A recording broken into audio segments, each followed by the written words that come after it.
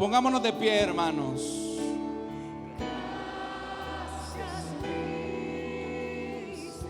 Y levante sus manos al cielo.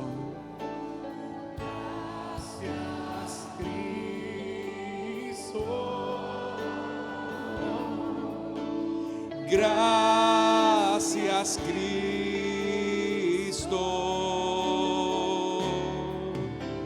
Levantemos nuestras manos en señal de gratitud.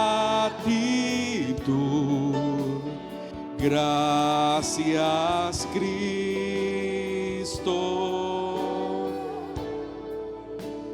Gracias, Cristo.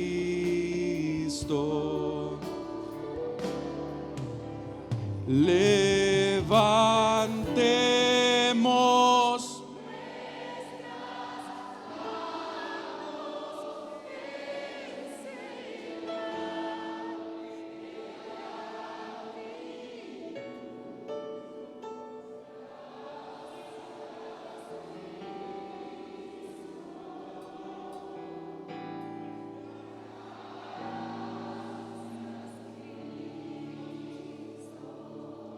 Démosle fuertes ofrendas de palmas a nuestro Dios, hermanos, por todo lo que Él hace por nosotros.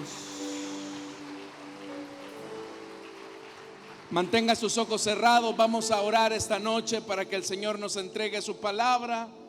Padre que estás en los cielos, esta noche, Señor, nos presentamos con acción de gracias,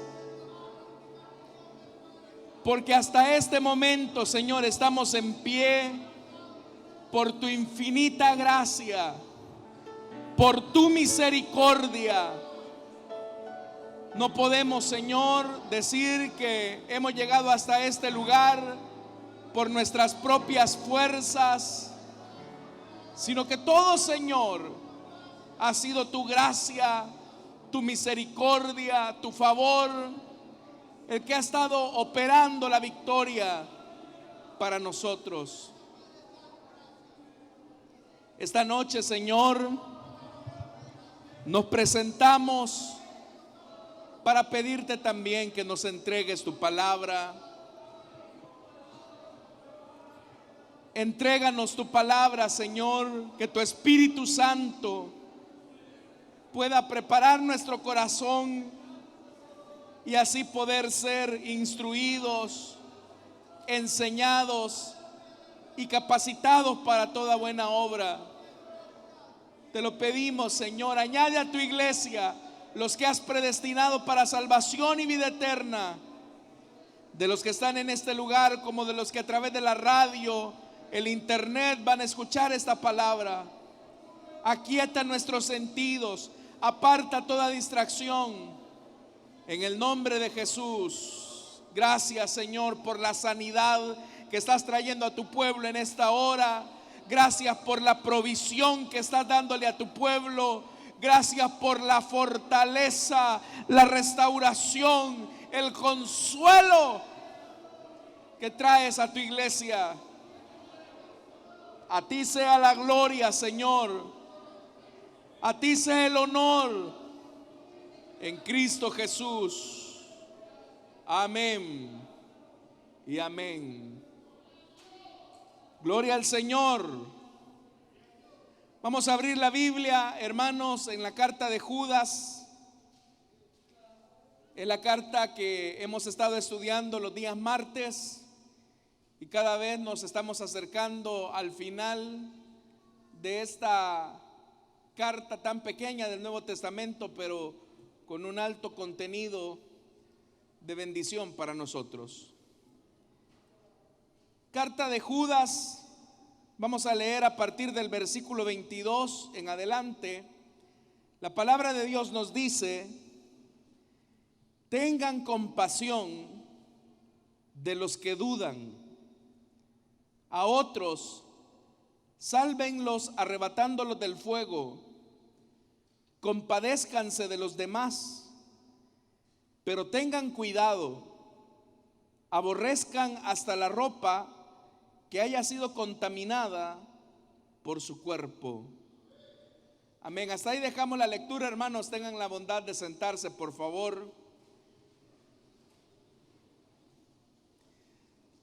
La semana pasada, hermanos, cuando estuvimos estudiando los versículos que anteceden a la lectura que hemos tenido esta noche, veíamos cómo Judas exhorta a los oyentes a que perseveren en el amor de Dios, la fe y la esperanza. Decíamos en esa oportunidad que estas tres virtudes solamente pueden ser alimentadas en la oración. Y ahí hablábamos, hermanos, de lo necesario que se vuelve para los cristianos que estas características puedan ser avivadas a través de la comunión que podamos tener con el Señor a través de la oración. Ahora, hermanos, los versículos que hemos leído esta noche tienen como objetivo alentar a los cristianos sobre la forma o la manera en que la iglesia debe de comportarse con relación a los que dudan, en primer lugar, a los que han caído en pecado al interior de una iglesia y a aquellos que se han infiltrado a esparcir falsas enseñanzas o falsas doctrinas. En realidad, hermanos, nosotros hemos visto cómo el escritor de esta carta ha configurado su escrito en grupos de tres. En diferentes momentos de este estudio yo le he señalado a usted que Judas es una persona que ha construido su carta de manera muy elegante, pero también de forma muy precisa. Y esa forma en la que ha organizado los temas se puede ver reflejado cuando Judas especialmente armoniza su mensaje en grupos de tres. El hecho que Judas haya organizado en grupos de tres el contenido de su mensaje podría ser, hermanos, la intención de reafirmar en el oyente aquello que él desea transmitir. Hoy, por lo menos, en este pasaje encontramos otro grupo de tres.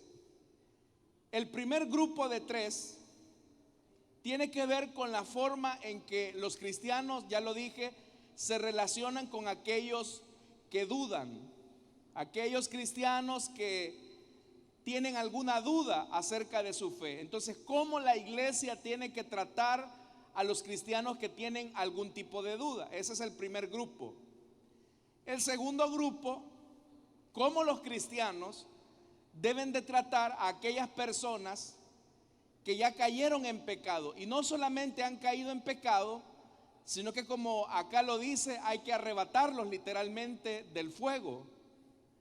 Y el tercer grupo es cómo los cristianos tienen que relacionarse con aquellos que profesan falsas doctrinas o falsas enseñanzas. Entonces vamos a ir con el primer grupo. El primer grupo se encuentra en el versículo 22, cuando dice: tengan compasión de los que dudan. Aunque parezca extraño, al interior de la iglesia hay muchas personas que son débiles en la fe y que pueden tener dudas que están afectando su vida cristiana. La realidad, hermanos y hermanas, es que ninguno de nosotros tenemos una fe perfecta. Hasta el día de nuestra redención, nuestra fe es una fe imperfecta, y puede ser que en relación a ciertos temas de la Biblia, en relación a ciertos temas de la fe, puede ser que existan momentos de duda. Pero si nosotros, hermanos, reconocemos que nuestra fe no es perfecta, eso también significa que nuestra fe puede ser fortalecida, puede ser nutrida, para que la duda se vaya disipando. Entonces, ¿qué debemos de hacer nosotros cuando nos encontramos con un hermano al interior de la iglesia que tiene una duda acerca de un tema de la Biblia, acerca de un tema de la fe. ¿Qué podemos hacer nosotros cuando una hermana, un hermano nos expresa algo que para nosotros ni siquiera tiene posibilidad de discusión? ¿Qué pasaría, por ejemplo, si de repente viene alguien ante usted y le dice: hermano, fíjese que yo tengo una duda. En realidad yo no estoy seguro que la salvación sea garantizada absolutamente. A veces yo dudo de mi salvación. Yo he creído en el Señor Jesús, pero tengo esta duda. Pudiera ser que el trato de nosotros ante la duda de nuestro hermano sea de un trato muy hiriente, incluso puede ser hasta ofensivo. Y nosotros podemos decirle: bueno, hermano, ¿y usted en quién ha creído? Y usted que no ha leído la Biblia, que dice que con una sola ofrenda, con un solo sacrificio, Jesús hizo perfectos a los que Él está santificando. Eso usted lo puede entender claramente y lo acepta como una verdad. Pero la forma en cómo tratemos a una persona que duda sobre ciertos temas de fe, o pueden hacer que esa persona se acerque más a Dios, se afirme en la fe, o incluso nosotros podemos ser piedra de tropiezo para ellos, para que ellos se alejen de la iglesia. Esto suele ocurrir normalmente con los cristianos de segunda generación. Es decir, los que suelen mostrar más duda acerca de la fe, acerca de la Biblia, acerca de las verdades escriturales, son los cristianos de segunda generación. ¿Y quiénes son ellos? Aquellos que nacieron en un hogar de cristianos. Como los niños, hermanos y hermanas, han venido a la iglesia con nosotros, han estado en la iglesia infantil, el pecado que ellos conocen es que se duermen a veces en las sillas de la iglesia. Ese es el mundo que ellos conocen. Entonces, en los primeros años de vida, para ellos lo que nosotros les decimos es la verdad. Pero pudiera ser que en la medida en que ellos van creciendo, van entrando a la adolescencia, donde se preguntan acerca de elementos fundamentales de la fe, puede ser que ellos lleguen al punto de decir: papá, yo tengo dudas de que Dios exista, o yo tengo dudas de que exista un cielo. Y si a eso le sumamos que hay otras corrientes alrededor de estos muchachos que continuamente están contrariando o socavando la fe, pudiera llevarlos a ellos al punto de dudar acerca del evangelio. Entonces, ¿cuál debe de ser la actitud, por ejemplo, de un padre cristiano ante un hijo adolescente que muestra ciertas dudas acerca de la fe? Bueno, lo primero que dice el versículo 22 que debemos de tener nosotros es tener compasión. Tener compasión, no lástima, sino que compasión. La compasión, hermanos y hermanas, es una virtud cristiana que me lleva a ponerme en la posición del otro, que me lleva a tratar la manera de experimentar en alguna forma su dolor, su inquietud. Entonces, ante los que dudan, nosotros tenemos que tener una actitud compasiva. Y esa actitud compasiva es la que vemos nosotros claramente que Jesús tuvo frente a hombres de Dios, de los cuales el Señor dijo que eran grandes por su testimonio.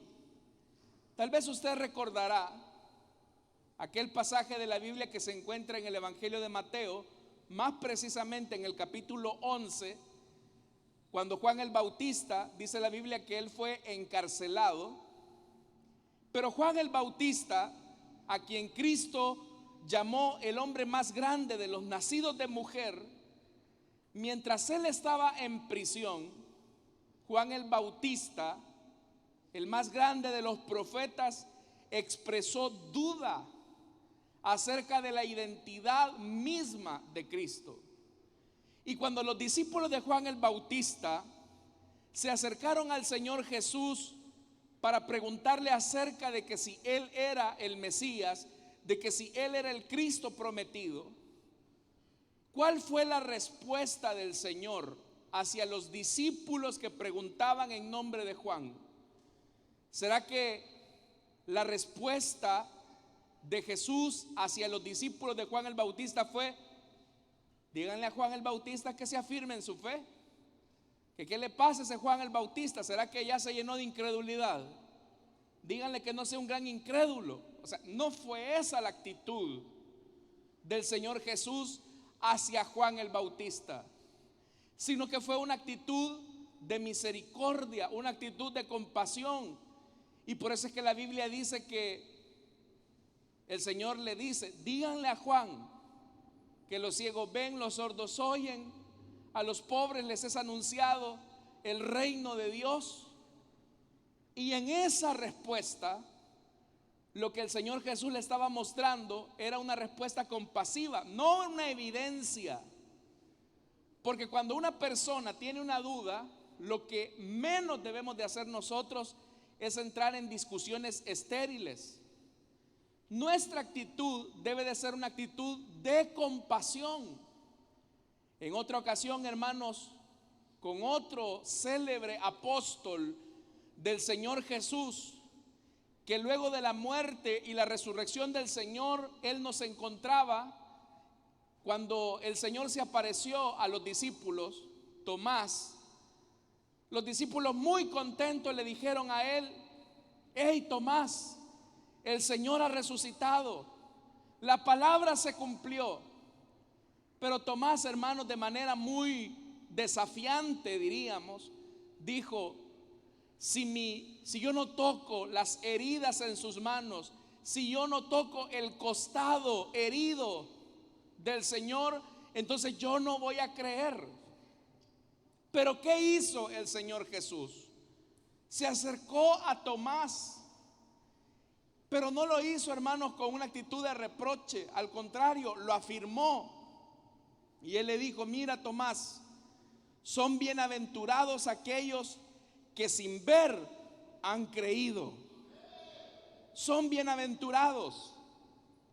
Así que cree. Pero ¿qué es lo que encontramos nosotros ahí? Una respuesta compasiva.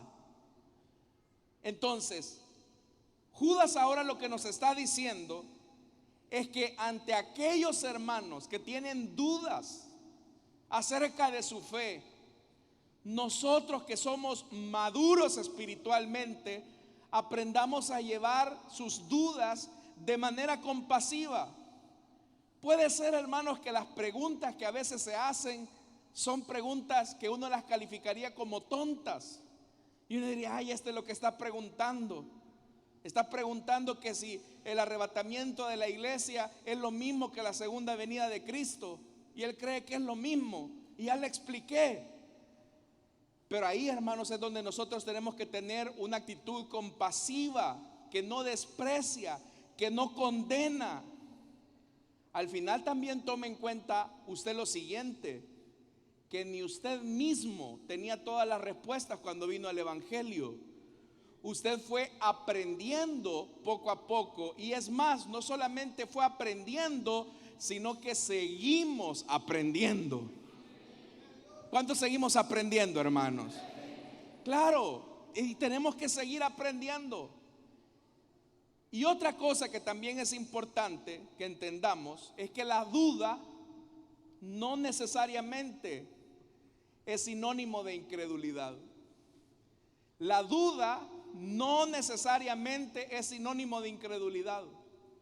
Incluso, hermanos, la duda nos puede llevar a un punto en el que profundicemos más en nuestra fe. Y es una oportunidad también para desarrollar paciencia con aquellas personas que tienen algunas inquietudes acerca de la vida cristiana. Entonces, el escritor lo primero que nos dice es: sean compasivos con los que dudan.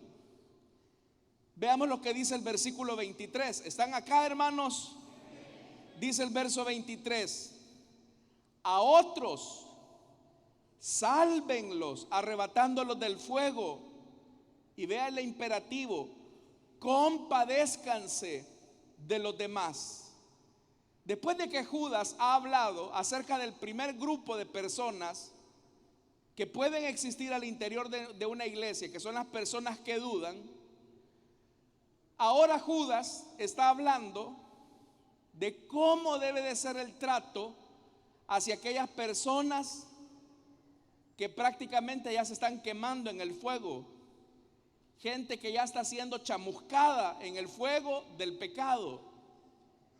¿Cómo debe de ser nuestro trato hacia esas personas que están literalmente quemándose en el pecado y que una vez estuvieron acá con nosotros alabando al Señor, sirviendo al Señor? ¿Cuál debe de ser el trato hacia esas personas que se están quemando? Una de las cosas que parece interesante de este pasaje es que Judas está utilizando una imagen del Antiguo Testamento que específicamente se encuentra en el libro del profeta Amós, específicamente en el capítulo 4, versículo 11. Y ese pasaje de Amós 4:11 dice que Israel fue como un tizón escapado del fuego, como un leño que se estaba quemando ahí, pero que el Señor lo arrebató para que no se siguiera consumiendo. Entonces, ahora Judas lo que se está diciendo es: arrebaten del fuego, salven a aquellas personas que literalmente se están quemando por el pecado. Lamentablemente, hermanos, y eso es algo que tenemos que entender, que mientras la iglesia del Señor esté aquí en la tierra, lamentablemente siempre van a existir situaciones de pecado en lo que los cristianos podemos incurrir. Mientras Cristo no venga por nosotros y mientras sigamos viviendo en este cuerpo, todos los que estamos acá somos expuestos a la tentación y al pecado. Y aquel que diga: no, mire, hermano, si eso de la tentación, yo añales tengo de no sentir. No, si yo ya tengo como 5 años de estar en el evangelio y a mí el pecado ni cosquillas me hace. Pues ese es el primer candidato para el fracaso. Entonces, como es una realidad que la iglesia está compuesta por seres humanos y estos seres humanos tienen una naturaleza caída, existe la posibilidad que una persona termine incurriendo en una situación de pecado. Entonces, ¿cuál debe de ser la actitud de la iglesia cuando nos damos cuenta que una persona ha fracasado en el pecado? ¿Cuál debe de ser la actitud de un cristiano que se entera que una persona ha sucumbido ante la tentación? Pues lo que el Señor nos está diciendo acá es que nosotros debemos de salvarlos arrebatándolos del fuego. Cuando acá se utiliza la palabra sálvenlos, porque dice el versículo 23: a otros sálvenlos arrebatándolos del fuego, nosotros sabemos, hermanos y hermanas, que el único que puede salvar a una persona es el Señor. Solo el Señor puede salvar a una persona. Entonces, ¿qué quiso decir Judas cuando le ordena a los cristianos a que salven del fuego a aquellos que han caído en una situación de inmoralidad?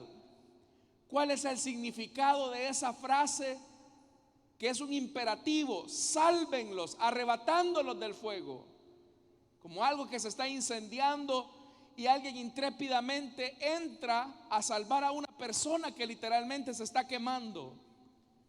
¿Qué significa esa frase, salvar?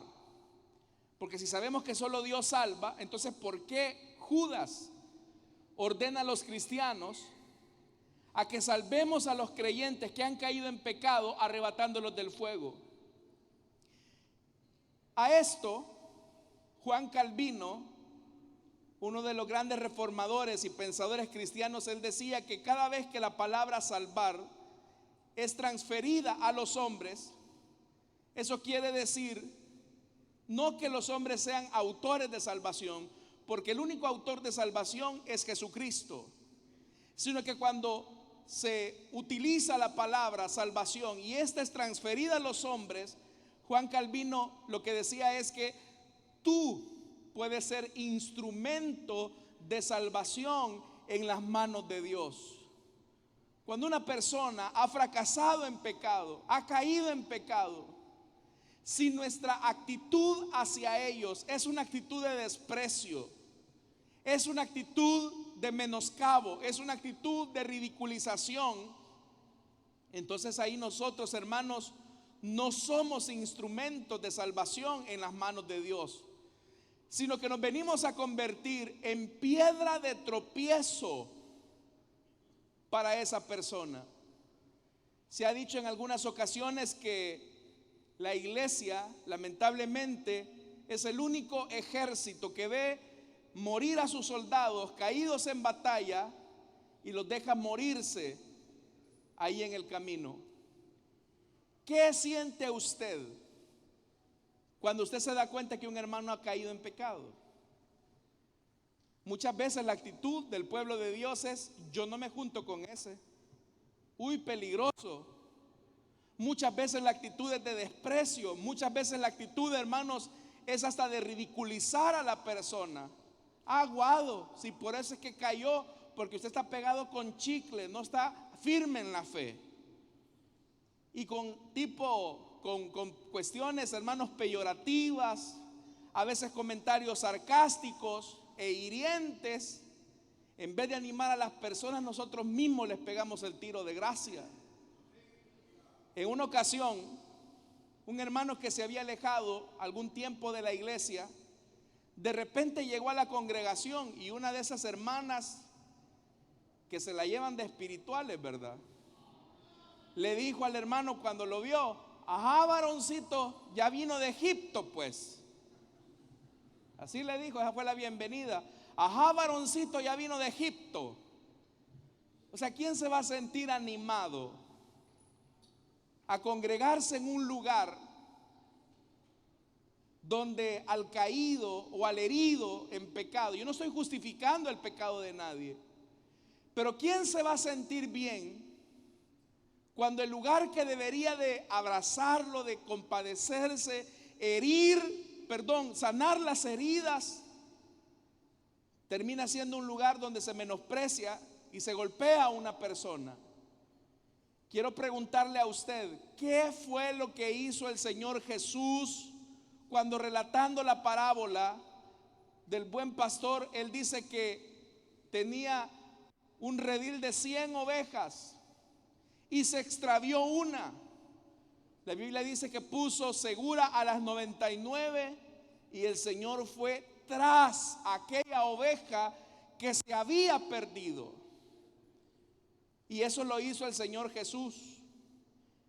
Siendo que el Señor Jesús hizo eso, nuestra actitud hacia el perdido, hacia el caído, tiene que ser también de sensibilidad. Tener esa actitud de arrebatar a una persona del fuego, hermanos y hermanas. Probablemente hay personas que están esperando que usted les pregunte: hermano, no lo vemos en la iglesia y viera cuánta falta nos hace. Y a veces con una frase de ese tipo podemos estar literalmente arrebatando a una persona de que sea consumida por el fuego del pecado. Entonces, hermanos, la segunda recomendación que el Señor nos hace es que arrebatemos del fuego a aquellos que se están consumiendo por el pecado. Entonces, este es el segundo grupo. Veamos el tercer grupo, y esto se encuentra en el versículo 23 en la parte final. Tengan cuidado, aborrezcan hasta la ropa que haya sido contaminada por su cuerpo. Entonces, lo que hemos visto en los primeros dos grupos es que el cristiano tiene que tener compasión y tiene que tener amor por el que duda y por el que ha caído en pecado. Pero el amor y la compasión cristiana debe de tener un límite, debe de tener una prudencia.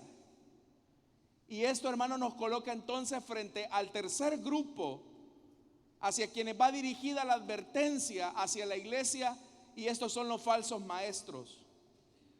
¿Cuál debe de ser la actitud del cristiano hacia los falsos maestros?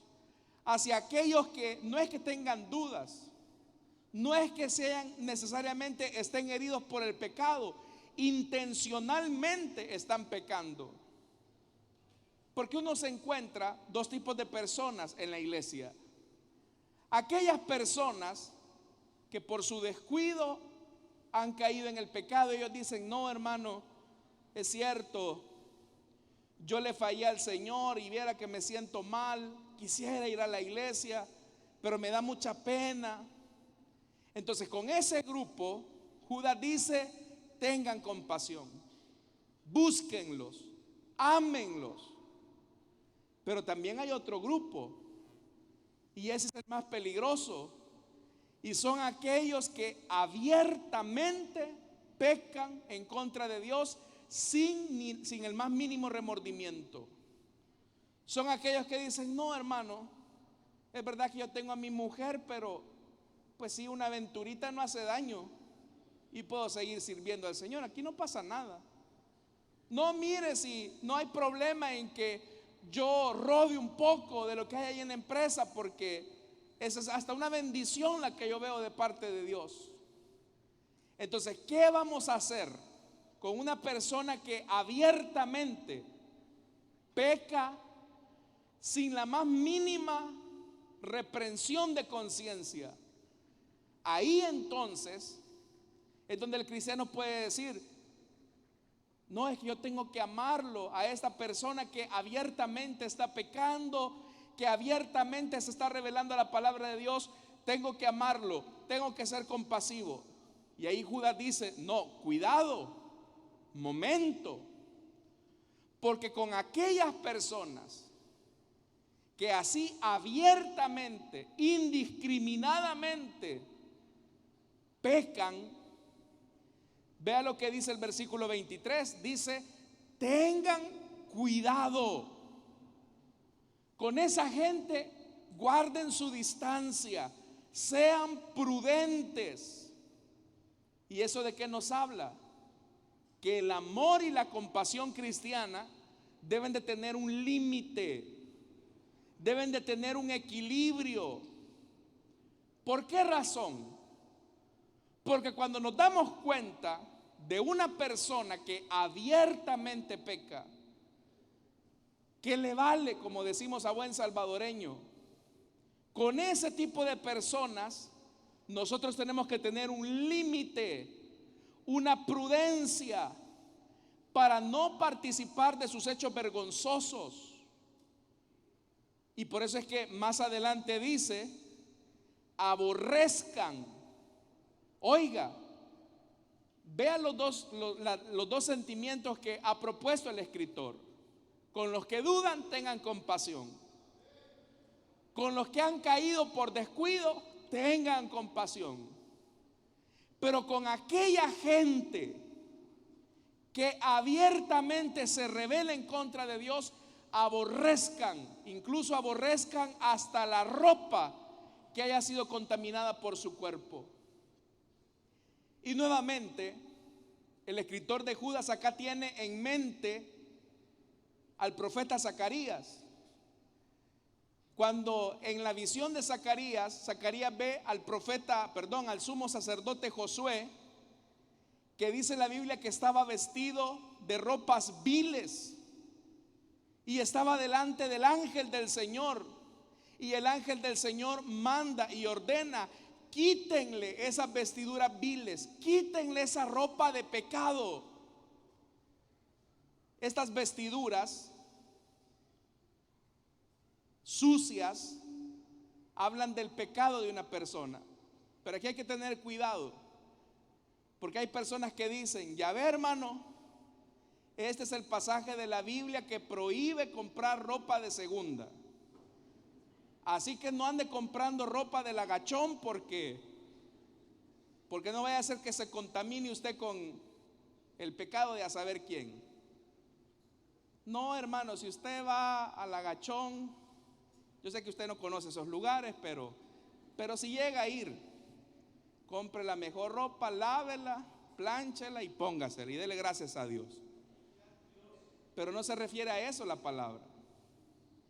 Cuando dice que hay que aborrecer hasta la ropa contaminada, en realidad el texto a lo que está haciendo referencia no es ni siquiera a la ropa que nosotros vemos por fuera. Está hablando de aquella ropa que ha sido contaminada por los fluidos corporales.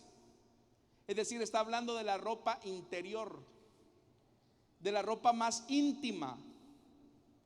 Entonces, ¿a qué se refiere eso? Pues obviamente, hermanos, que la ropa íntima, pues nadie la ve.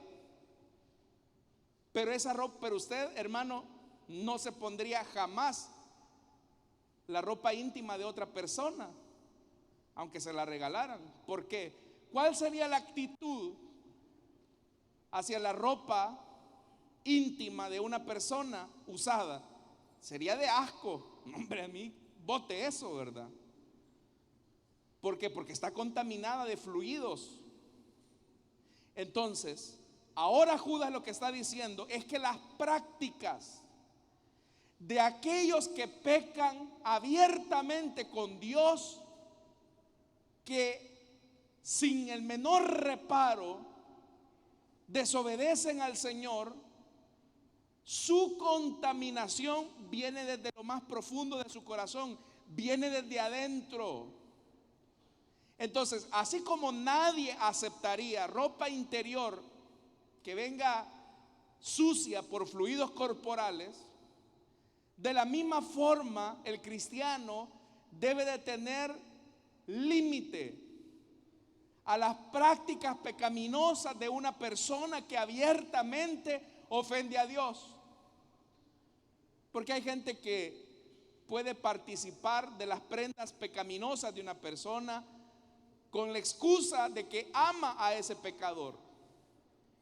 Y de repente viene algún hermano y dice, no, mire hermano, es que yo amo a este hermano en Cristo, que cuando él se va a chupar ahí al bar, pues yo me voy también con él. Mire, yo amo tanto a esta persona que él abiertamente está en adulterio, que cuando va a ver a la otra doña, ahí también voy yo con él porque yo lo amo en el Señor. Eso es hacerse cómplice de los pecados de esa persona. Entonces ahí el Señor lo que nos pide es que tengamos un límite, una prudencia. Cuando el Señor Jesús dirigía su mensaje a la iglesia de Sardis, Él le decía, sé que ahí en la iglesia de Sardis hay pocas personas que no han manchado sus vestiduras, es decir, que no se han vuelto cómplices del pecado de una persona. Entonces, ¿cuál debe de ser la reacción de una persona, de un cristiano, que se da cuenta que un hermano abiertamente está pecando contra el Señor? Debe de ser de distancia.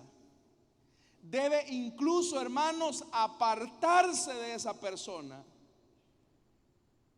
Es más, la Biblia dice que cuando nos damos cuenta que un cristiano, alguien que llamándose cristiano, peca abiertamente hacia el Señor sin el más mínimo remordimiento, la Biblia dice que ni siquiera comamos con esa persona. La Biblia dice, no coman con esa persona. Ojo, cuando Pablo dice esto, y lo dice en la primera carta a los Corintios, él dice, hermanos, yo no les digo que no se relacionen con las personas inmorales. Porque cuando yo les digo no se relacionen con los inmorales, no me estoy refiriendo a los inmorales de este mundo, decía Pablo, sino que cuando yo les digo que no se relacionen con los inmorales, me estoy refiriendo a aquellos que llamándose hermanos son inmorales, idólatras, avaros, calumniadores, borrachos, estafadores. Con esas personas, dice Pablo, ni aún se junten para comer. Entonces, cuando una persona, hermanos, usted le dice: mire, hermano, usted ha caído en una situación de pecado. Ay, hermano, no se fije en mí. Si no soy el único que está en la iglesia así. Es más, yo creo que esto ni es pecado. Con esa persona la Biblia dice: ni aún se junten. ¿Y sabe por qué no hay que juntarse? Porque la Biblia dice que las malas conversaciones que corrompen las buenas costumbres.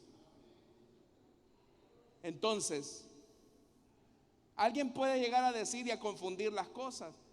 No, hermano, es que yo amo mucho a esta persona y porque lo amo, ando con él. La Biblia dice que ni aún coman con esa persona que llamándose cristiano actúa como un inmoral. ¿Por qué? Porque usted se puede ver implicado con la ropa sucia de esa persona. De repente usted mismo va a aprender las malas mañas de esa persona. Entonces el Señor nos pone un límite. ¿Por qué Dios quiere esto?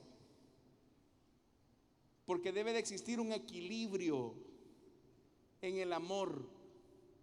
Como yo se lo dije, hermanos y hermanas, hace algunos martes atrás, el amor cristiano solamente se sustenta en la verdad de la palabra de Dios. El amor cristiano solo se sustenta en la verdad de la palabra. Entonces, Dios nos ha llamado a ser una iglesia santa, pura, íntegra, que ame al Señor, que en su amor trate con compasión a los que dudan, que en su amor trate con compasión a los que caen y sienten la carga del pecado, pero con aquellos que así sin el menor remordimiento pecan, con los tales, dice la Biblia, ni aún se junten. Aborrezcan hasta la ropa, que ya lo dije, lo está diciendo en un sentido simbólico. Aborrezcan, así como usted sería capaz de aborrecer y de sentir asco por la ropa interior sucia de otra persona, así también usted tiene que aborrecer el pecado y la hipocresía cuando al interior de una comunidad cristiana se trata la manera de ocultar detrás de la hipocresía. Termino con esto. En una ocasión, vamos a hacerle el favor de llamarle pastor, había dejado a su mujer, a su primera esposa, y se había casado con otra. Y cuando se casó con esta otra, este hermano dijo, bueno, vamos a decir que es hermano, esta persona dijo: viera que hoy que me casé con esta mujer, ahora siento que Dios me respalda más, ahora siento que Dios me usa más. Yo no creo que haya cometido pecado con esta mujer, sino que verdaderamente encontré el amor de Dios en esta mujer. Imagínense hasta ese punto. Con ese tipo de personas, la Biblia dice: ni aún coman, porque es gente inmoral. Entonces, hermanos, Dios está llamando a la iglesia para que tenga una posición de sinceridad y de santidad. Y este debe de ser el trato que debemos de tener nosotros con aquellos que dudan, con los que caen y con los que se rebelan en contra de Dios. Amén, hermanos. Vamos a orar, vamos a cerrar nuestros ojos.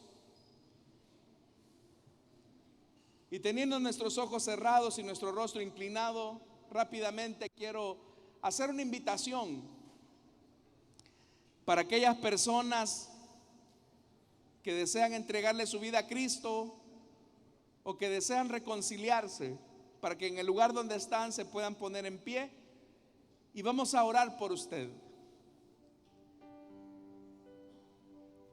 Todo en la vida cristiana debe de ser una vida de equilibrio. Debemos de tratar con compasión a los que dudan, restaurar con espíritu de mansedumbre al que cae, pero guardar la distancia con aquellos que no muestran ni el más mínimo arrepentimiento, con aquellos que toleran y aceptan prácticas que el Señor aborrece. Si hay alguien esta noche que desea entregarle su vida a Cristo o que desea reconciliarse, le invito para que en el lugar donde está se pueda poner en pie y vamos a orar por usted. Si hubiese alguien que desea entregarle su vida a Cristo, póngase en pie. Vamos a orar por usted. Solamente levántese y ahí un hermano va a orar por usted. Si hubiese alguien que desea entregarle su vida a Cristo o que desea reconciliarse, póngase en pie. Vamos a orar. ¿Habrá alguien? Esta es la oportunidad. Nadie se mueva, a no ser que usted desee entregarle su vida a Cristo. ¿Hay alguien?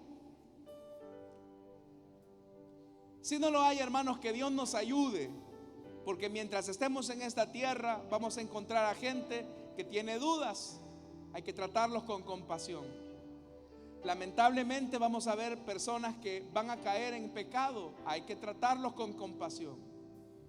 Pero ante aquellos que se rebelan abiertamente ante la palabra de Dios, hay que guardar una prudente distancia para no vernos implicados en sus actos vergonzosos. Salid de en medio de ella, pueblo mío, dice el Señor. Oremos al Señor. Padre que estás en los cielos, gracias, Señor, por tu palabra, porque siempre nos ilumina en la forma y en la manera en que tenemos que relacionarnos los unos con los otros. Ayúdanos, Señor, a desarrollar la compasión y el amor, pero sobre la base de la verdad. Ayúdanos, Señor, a amar a las personas, pero en la verdad. Y ayúdanos a marcar la distancia de aquellos que siguen el camino de muerte, se rebelan a tu señorío y no se someten a la verdad de tu palabra. Ayúdanos, Señor.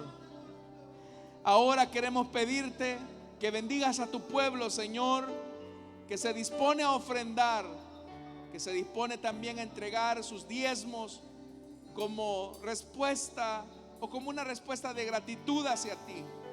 Bendice a tu pueblo, Señor, que da con generosidad y sencillez. Es nuestra petición en Cristo Jesús. Amén y amén. Pueden pasar.